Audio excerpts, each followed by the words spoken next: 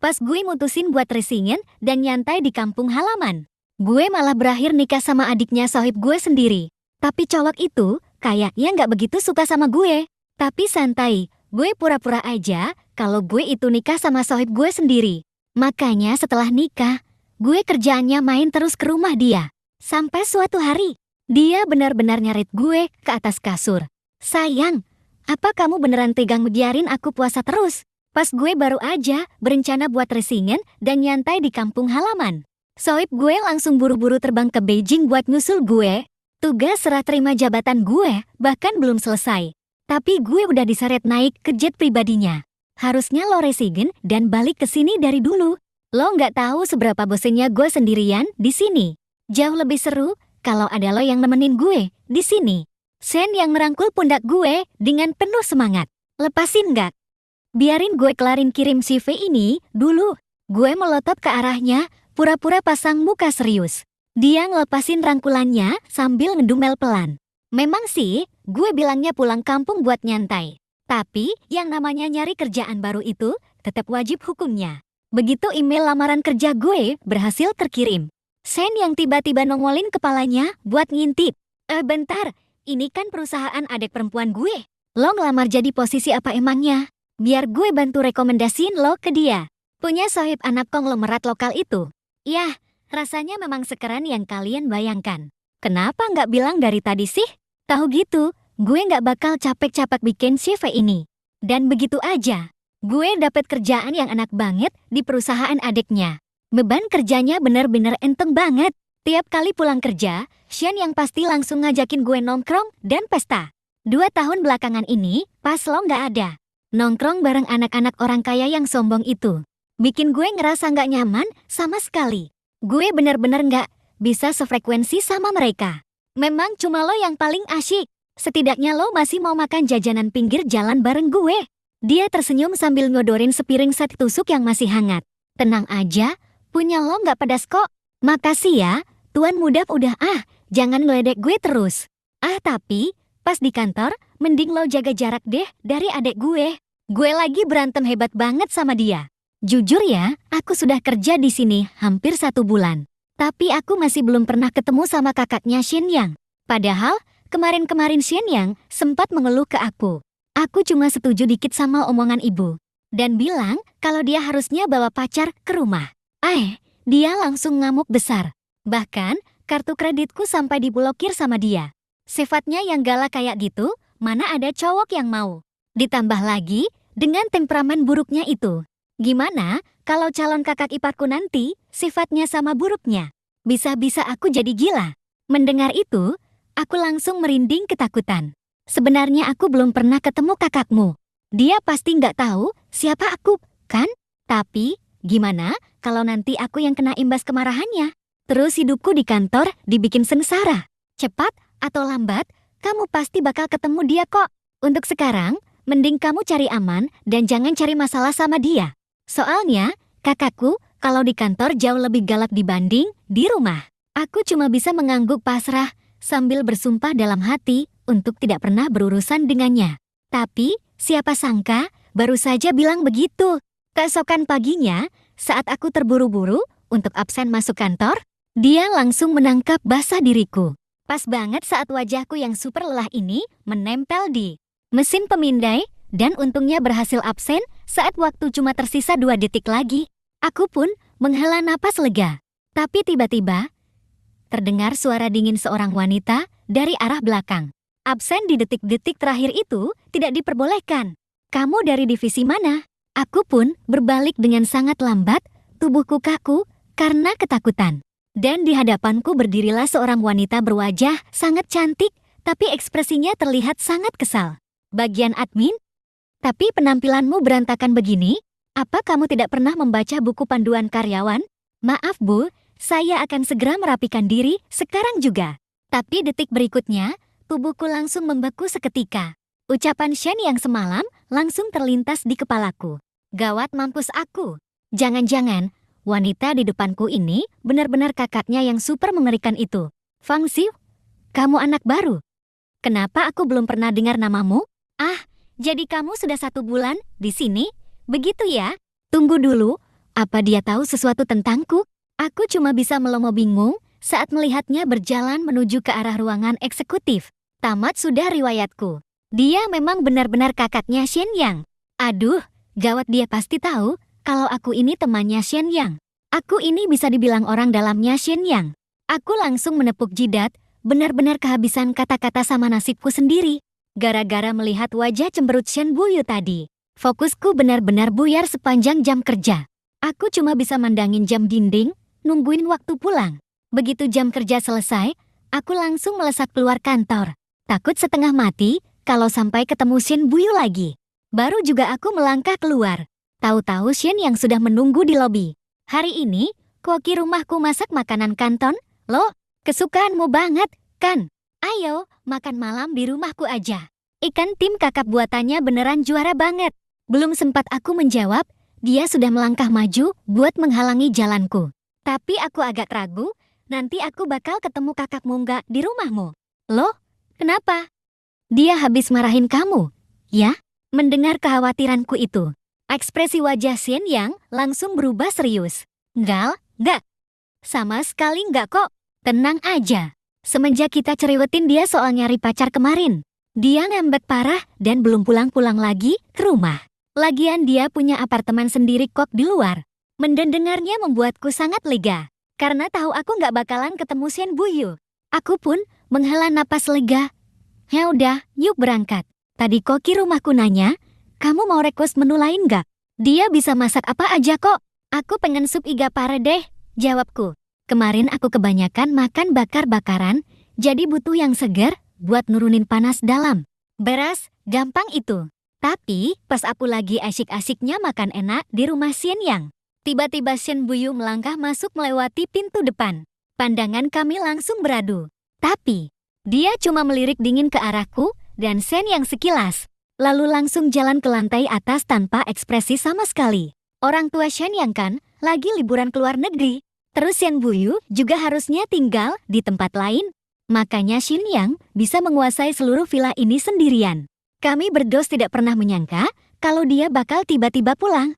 Aku dan Shen Yang saling pandang dalam diam, lalu lanjut melahap makanan kami lagi. Bedanya, suasana riang yang tadi rem langsung senyap seketika. Nggak lama, Shen Yang diam-diam mulai mengetik sesuatu di ponselnya. Dia ngasih kode supaya aku ngechat dia. Sumpah, aku benar-benar nggak tahu kalau dia tiba-tiba bakal balik. Apa udah telat buat kabur sekarang? Tenang aja, tamu tak diundang itu cuma jadi obat nyamuk. Dia cuma figuran. Kami terus saling kirim pesan, asyik chattingan lewat HP. Tapi, pas lagi asyik-asyiknya chattingan, Shen Buyu turun ke bawah, ngomel-ngomel karena kami sibuk main HP pas lagi makan malam. Kalian berdua benar-benar nggak punya sopan santun. Aku nggak berani mendongak buat natap dia. Udah 32 tahun, tapi masih nggak punya pacar. Bener-bener nggak ada disiplin-disiplinnya sama sekali. Mendengar ucapan Shen Yang, aku nggak bisa menahan diri untuk nggak ketawa. Raut wajah Shen Buyu langsung makin gelap. Dia membanting dokumen di tangannya ke atas meja. Jari-jarinya mengetuk meja dengan keras. Dia menatap tajam ke arah Shen Yang dengan dingin. Terus dia menghadap ke arahku. Fang Ziu, kan? Sebelum jam 10 besok pagi, bawa tumpukan berkas ini ke ruanganku. Aku melirik Shen Yang, memohon bantuan setengah mati. Tapi dia benar-benar bungkam. HP-ku bergetar menerima pesan. Maaf, Kak Fang. Aku nggak bisa banyak omong lagi. Satu kata lagi. Dan kita cuma bakal mampu beli bir paling murah. Semangat ya, Kak Fang. Jadi tumbal aja, keesokan harinya. Aku gemetaran ketakutan saat membawa berkas-berkas itu ke dalam ruangan Shen Buyu. Ruangan itu benar-benar kosong. Aku buru-buru menaruh berkas itu, bersiap buat menyelinap pergi. Tapi tentu saja, ketakutan terbesarku malah jadi kenyataan. Detik berikutnya, aku langsung menabrak Shen Buyu yang baru saja muncul dari belokan. Aku mengelus dada dan menatapnya. Aku benar-benar nggak bisa bersuara sepatah kata pun. Dia menatapku dengan dingin tanpa berkata apa-apa. Aku terpaksa membuka suara, "Bos, berkasnya udah ada di atas mejamu. Kalau nggak ada hal lain, aku pamit dulu." Tapi entah kenapa, wajah Shen Buyu malah kelihatan makin masam. "Tunggu, jangan pergi dulu. Ikut saya." Aku pun mengikuti Shen Buyu dengan perasaan lega. Sekali lagi, aku melangkah masuk ke dalam ruang kerjanya. Keheningan yang panjang pun menyelimuti ruangan. Shen Buyu duduk di balik mejanya, sibuk memeriksa berkas-berkas. Dia sama sekali tidak terlihat punya niat untuk bicara. Aku pun hanya bisa berdiri dengan canggung di sudut ruangan. Setelah beberapa saat, aku berdahan pelan, Bos, apakah ada yang ingin bos bicarakan denganku? Ada hal yang ingin ku bicarakan hari ini. Dia memotong ucapanku, sambil membalikkan layar ponselnya ke arahku. Orang tuaku akan pulang minggu depan. Aku yakin si bodoh Xin Yang sudah bercerita tentang bagaimana mereka terus mendesakku untuk segera menikah. Tubuhku seketika membeku, benar-benar bingung. Pernikahan sang bos besar, apa hubungannya dengan karyawan biasa sepertiku? Seolah tahu aku kebingungan. Tidak biasanya Shen Buyu menjelaskan lebih banyak. Orang tuaku berpikir kalau melajang selama ini adalah hal yang tidak normal.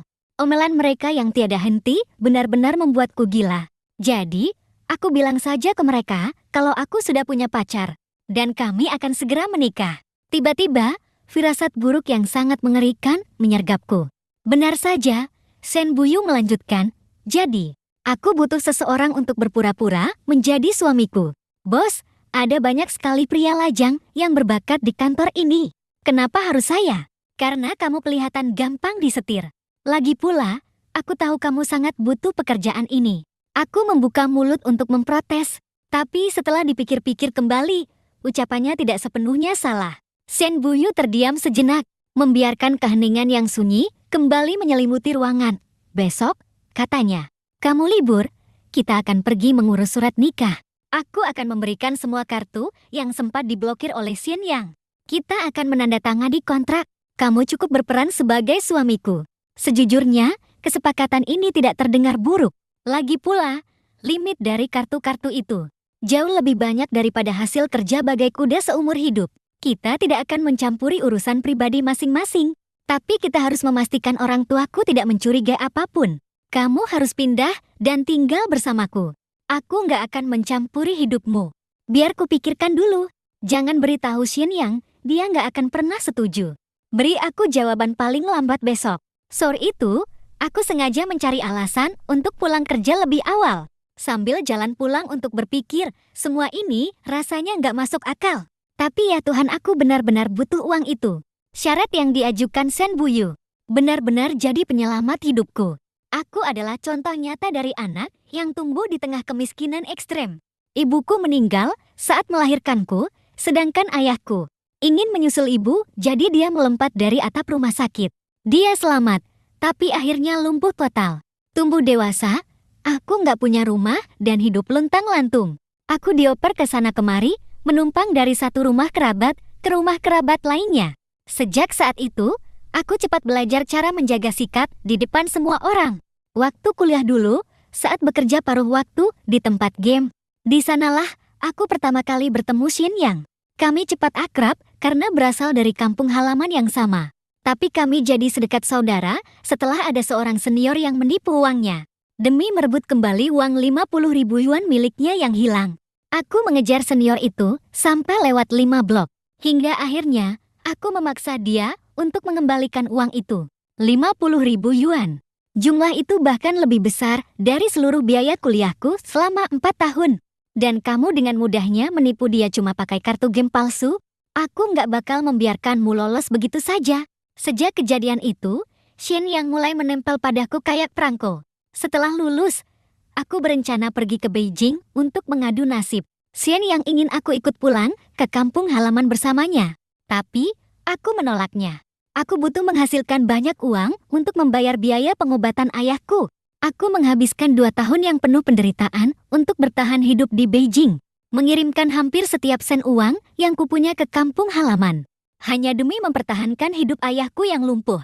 Tapi beberapa bulan yang lalu, pihak rumah sakit menyatakan dia meninggal dunia. Aku nggak perlu lagi membiayai hidupnya.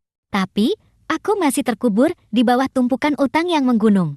Uang yang ditawarkan oleh Shen Buyu bisa langsung melunasi seluruh utangku seketika. Lagi pula, jujur saja pernikahan gak ada artinya buatku. Dan, kalau dengan menikah bisa melunasi utang-utangku, kenapa juga aku harus menolaknya? Jadi, pada akhirnya, diam-diam aku malah menikahi adiknya Shen Yang. Keesokan harinya, aku dan Shen Buyu langsung pergi untuk mendaftarkan pernikahan kami. Begitu kami menerima buku nikah, Shen Buyu langsung memasukkan kedua buku merah itu ke dalam tasnya dan berbalik untuk berjalan menuju pintu keluar. Tunggu sebentar, langkahnya terhenti. Sesaat kemudian, dia berbalik, ada apa? Fang Xiu, jangan bilang sekarang setelah kita resmi terdaftar. Kamu menyesal. Aku tidak menjawabnya. Aku hanya berdiri, berjalan mendekat, dan mengulurkan tanganku. Apa ini? Jabat tangan, semoga kerja sama kita berjalan lancar. Senang bekerja sama denganmu, bos. Tapi, aku masih belum tahu bagaimana harus mengatakannya pada Shen Yang. Aku sangat takut kalau menikahi adik kandungnya akan membuatku kehilangan dia sebagai sahabat. Aku terus kepikiran sepanjang jalan menuju tempat parkir. Bahkan setelah kami masuk ke dalam mobil, aku masih belum bisa menemukan kata-kata yang tepat. Jadi, aku menoleh ke arah Shen Buyu. Hei, bos, kalau Shen Yang sampai tahu dan marah besar, aku harus bagaimana? Shen Buyu benar-benar terpaku menatap lekat-lekat kedua buku nikah merah itu. Apa benda itu memang semenarik itu untuk dipandangi? Bo, aku meninggikan suaraku. Ada apa? Kamu bilang apa tadi? Aku bilang, kalau Shen Yang tahu, aku menikahimu diam-diam di belakangnya. Dan dia marah, aku harus bagaimana? Oh, Shen Yang. Dia memang gampang marah, tapi marahnya juga cepat reda kok. Lagi pula, kita tidak bisa menyembunyikan ini darinya selamanya. Jadi, begini saja. Aku akan menemanimu menemuinya sekarang juga. Tidak lama kemudian, Shen Buyu langsung mengantarku ke villa keluarganya. Aku berdiri tepat di depan gerbang villa, mengirimi Shen Yang pesan bahwa aku datang untuk menemuinya. Begitu pesan itu kukirim, dia langsung muncul di balkon dan melambaikan tangan ke arahku. Sebelum akhirnya bergegas turun ke bawah, Shen Yang selalu bersikap sangat tulus kepadaku. Dan hal itu membuatku semakin sulit untuk mengaku padanya. Aku melemparkan tatapan memohon yang putus asa pada Shen Buyu. Bos, bisa tolong bantu aku mengatakannya padanya? Kita hadapi ini bersama-sama. Shen Yang jalan turun tangga. Pas melihat aku dan Shen Buyu berdiri barengan, dia langsung terpaku. Buyu, Fang Xiu, kalian berdua kami udah nikah. Celetuk kami spontan. Aku sendiri kaget karena dia bisa ngomong sebelak-belakan itu. Shen Yang juga kelihatan syok berat. Kami pun berjalan ke ruang tamu. Shen Yang duduk di sofa, menatap dua buku nikah kami, dan memperhatikannya lama banget. Setelah dia yakin kalau itu benar-benar asli dan bukan barang palsu murah yang dibeli online, dia langsung berbalik buat menginterogasi adiknya. Lo cekokin ramuan cinta apa ke Fang Xiu? Gimana caranya lo bisa nipu sahabat gue sampai mau nikah sama lo? Ini murni keputusan bersama. Shen Yang, tega-teganya lo mikirin gue kayak gitu? Shen Buyu cemberut dan membalas dengan ketus. Terus, Shen Yang berbalik ke arahku. Kalian berdua beneran serius? Tanya Shen Yang setengah berbisik. Kapan coba kalian mulai pacaran? Bukannya dulu lo bilang cowok kayak lo nggak bakal dapet pacar dan nggak bakalan mau nikah. Rasa bersalah langsung menyelimutiku. Shen Yang, gue minta maaf banget. Nanti bakal gue jelasin semuanya pas waktunya tepat. Tolong jangan benci gue. Iya. Shen Yang tiba-tiba diam. Dia menunduk dan mulai mengetik di ponselnya. Ponselku bergetar 2 kali. Ada pesan masuk. Fang Xiu, coba lo pikirin lagi. Adik gue itu galak banget. Sekarang, karena kalian berdua udah nikah, gue nggak tahu apa dia masih bakal ngebolehin lo minum bareng gue lagi. Aku hampir saja tertawa lepas. Ternyata cuma itu yang dia khawatirin. Aku cuma mengangguk mantap untuk menenangkannya. Dia tersenyum penuh arti sambil memberikan gestur oke. Saling pengertian tanpa kata di antara kami berdua beneran gokil. Aku nggak menyangka dia bakal secepat itu menerima aku sebagai adik iparnya. Baik aku maupun Shen Buyu sama sekali nggak menyangka hal ini. Reaksinya ternyata santai banget. Kayaknya keluarga lo udah kebelet banget pengen nikahin lo, ya? Aku bercanda dengannya, tapi dia malah bertanya, jadi, lo tinggal di mana? Biar gue bantu lo kemas-kemas dan pindahan. Tunggu pindahan? Aku benar-benar lupa soal klausul dalam kontrak kami. Bagian yang mengharuskan kami untuk tinggal bersama. Kontrakan gue di sebelah barat, lumayan jauh sih. Aku bisa ke sana sendiri kok. Sini ku bantu. Nggak usah, nggak apa-apa. Ini kunci rumah kita. Shen Buyu terus-menerus bilang rumah kita. Jujur, itu bikin aku agak tersentuh. Selama ini, aku selalu hidup berpindah-pindah. Sekarang malah terdampar di rumah bos sendiri. Duh, Fang Xiu, lihat dirimu sekarang, sudah sejauh ini ya. Begitu kami sampai di tempat tinggalku, Shen Buyu langsung melihat-lihat sekeliling. Jadi kamu tinggal di kamar sekecil ini. Aku mengangguk, aku penasaran apa yang di luar dugaannya. Apa ya? Apa karena kenyataan kalau Shen yang punya teman miskin melarat sepertiku? Atau karena aku bisa semalang ini, tapi tetap seoptimis ini? Dia nggak bilang apa-apa lagi. Dan aku pun nggak tahu harus merespons bagaimana. Di luar dugaan, Shen Buyu ternyata cekatan banget. Dalam sekejap, dia sudah membereskan semua barang. Proses pindahan kami selesaikan dalam keheningan total. Malam itu, kami kembali ke rumahnya. Setelah semua barang akhirnya selesai ditata, kami duduk berjauhan di ujung sofa yang berbeda. Dia nggak mengucapkan sepatah kata pun. Cuma sibuk mainan kotak misterinya. Jadinya, aku terus turun ngechat Xin Yang dengan panik. Xin Yang, gimana sih caranya ngobrol sama adek lu? Dia cuma mainan kotak misteri, terus nukin gua. Mukanya datar banget. Apa dia marah lagi ya? Shen yang gak membalas chatku. Malah dia tiba-tiba video call, bikin aku kaget setengah mati. Ponselku sampai jatuh ke lantai. Shen Buyu akhirnya mendongak. Dia melirik ke ponsel itu, lalu menatapku sinis. Aku buru-buru membalas chat Shen Yang. Bos, lu salah paham. Tiba-tiba, balasan dari Shen Yang masuk. Adek gua emang selalu kayak gitu. Lu kan udah nikah sama dia, masa kayak gitu aja nggak tahu? Terus, apaan sih drama nikah dulu baru cinta ini? Jangan pikir gua nggak tahu ya. Dasar pengkhianat. Gua udah anggap lu kayak saudara sendiri, lu malah jadi ipar gua. Aku cuma bisa panik dan terus-menerus minta maaf ke dia. Sumpah, aku benar-benar nggak tahu. Kok bisa-bisanya sih kamu setuju sama tuntutan sekonyol itu? Shen Buyu itu punya cinta pertama. Kayaknya sih, dia belum bisa melupakan cewek itu. Tapi tunggu, kamu harus terus cerita dong. Kok nggak dibalas sih? Kata-kata Shen yang benar-benar bikin jiwa gosipku meronta-ronta. Tapi dia malah diam aja, cuma kirim pesan. Besok jalan yuk. Nanti aku ceritain langsung. Bro, besok kan hari Senin. Itu kan hari kerja. Aku harus kerja. Setelah mengirim pesan itu, Shen yang benar-benar langsung mendiamkanku. Karena bosan, aku mendongak. Menyapu pandangan ke sekeliling ruangan, dan membiarkan tatapanku tertuju lama pada Shen Buyu. Aku pasti melamun sambil menatapnya, karena dia langsung memergokiku. Fang Xiu, kamu capek ya? Oh, enggak kok, sama sekali enggak. Tanpa kusadari, Shen Buyu tahu-tahu sudah berdiri tepat di sampingku. Aku mengerjapkan mata karena terkejut. Masih belum terbiasa dengan tempat ini, aku juga belum lama tinggal di sini. Rumah ini emang lumayan kosong. Beli aja apapun yang kamu mau, jangan sungkan. Rumah itu lebih baik kalau terasa hangat seperti rumah sendiri. Lama-lama, kamu juga bakal terbiasa. Terima kasih, bos. Panggil namaku saja. Shen Buyu menghela napas pelan. Terdengar agak kecewa. Tapi mana berani aku memanggil bosku dengan nama lengkapnya? Aku cuma menatapnya, benar-benar kehilangan kata-kata. Kita kan sudah menikah secara hukum. Jadi nggak perlu seformal itu. Kita nggak mau rahasia kita terbongkar di depan orang tua kita, kan? Kata Shen Buyu dengan senyum kecut. Baiklah, Shen Buyu. Begitu aku selesai bicara, kami berdua langsung tersenyum canggung. Malam itu, aku terserang insomnia parah. Pikiranku terus memutar ulang momen saat kami saling memanggil nama. Aku terus menatap langit-langit kamar sampai matahari terbit. Lalu, alarm pagiku berbunyi tepat waktu. Aku nyeret diri keluar dari kasur. Udah mulai mikir gimana caranya malas-malasan hari ini. Pas keluar kamar sambil menghentakkan kaki, malah langsung papasan sama Shen Buyu. Dia lagi pakai piyama sutra. Aku menyipitkan mata, berusaha buat menghindarinya. Tapi dia keburu nahan aku.